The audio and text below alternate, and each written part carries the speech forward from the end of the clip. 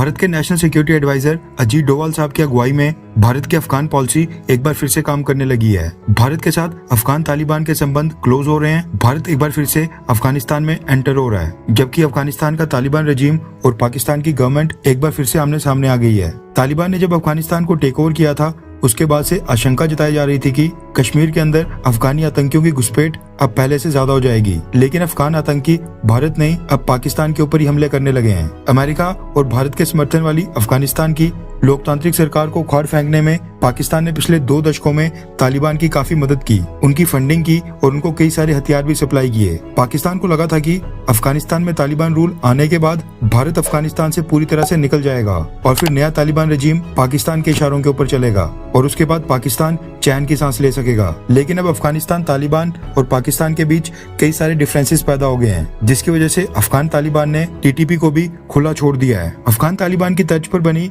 तहरीके तालिबान पाकिस्तान ने पाकिस्तान आर्मी की नाक में दम करके रखा हुआ है। तहरीके तालिबान पाकिस्तान को टीटीपी भी कहा जाता है और आज की डेट में यही टीटीपी के आतंकी ड्यूरेंट लाइन के ऊपर पाकिस्तान आर्मी के ऊपर लगातार हमले कर रहे हैं। विडंबना ये है कि अफगानिस्तान में जो पिछली डेमोक्रेटिक गवर्नमेंट्स थी, उन्होंने इन सभी टीटीपी के आतंकियों को अफगानिस्तान की जेलों में बंद करके रखा था। लेकिन अफगानिस्तान को पूरी तरह से टेक ओवर करने के बाद अफगान तालिबान ने तहरीके तालिबान पाकिस्तान के जितने भी आतंकी अफगानिस्तान की जेलों में बंद थे, उनको उसी समय रिहा करवा दिया था। अब ये जितने भी टीटीपी के आतंकी हैं, ये अफगानिस्तान की जेलों से छूटकर सेम अफगानिस्तान की तरह पाकिस्तान में भी तालिबान रूल स्थापित करने निकल पड़े हैं। रेफरेंस के लिए आपकी स्क्रीन के ऊपर पाकिस्तान के मीडिया हाउस डॉन के आर्टिकल का स्क्रीनशॉट है, जिसके मुताबिक पाकिस्तान ISPR ने ये जानकारी दी है कि खैबर पख्तूनवा में अफगानिस्तान के साथ लगे बॉर्डर के ऊपर बॉर्डर की दूसरी तरफ यानी सामने से पाकिस्तान सोल्जर्स के ऊपर हमला हुआ और गोलाबारी में पाकिस्तान आर्मी के 3 जवान मारे गए हैं। आज सुबह भी पाकिस्तान आर्मी के एक जवान के मारे जाने की खबर आई थी। हालांकि पाकिस्तान आर्मी ने इस बात की पुष्टि नहीं की है,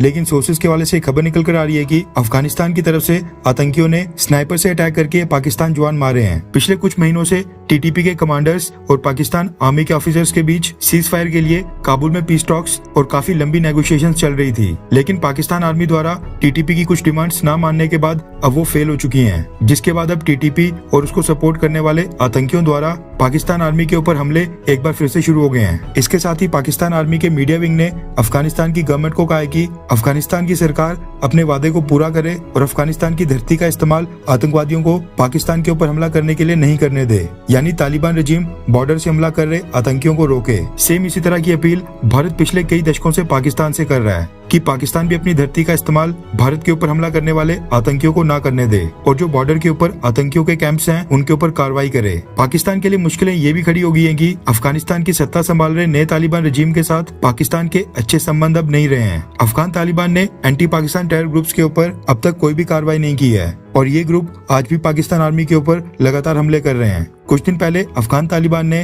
पाकिस्तान के ऊपर आरोप लगाया था कि अफगानिस्तान के अंदर ड्रोन हमला करने के लिए पाकिस्तान ने अमेरिका को अपनी एयर स्पेस का इस्तेमाल करने की परमिशन दी थी, जबकि पाकिस्तान ने पिछले कल तालिबान रजीम को एक लेटर लिखकर कहा है कि जैश-ए-मोहम्मद का लीडर मौलाना मसूद अजहर अफगानिस्तान में छुपा है और तालिबान रजीम उसको लोकेट करके अरेस्ट करे।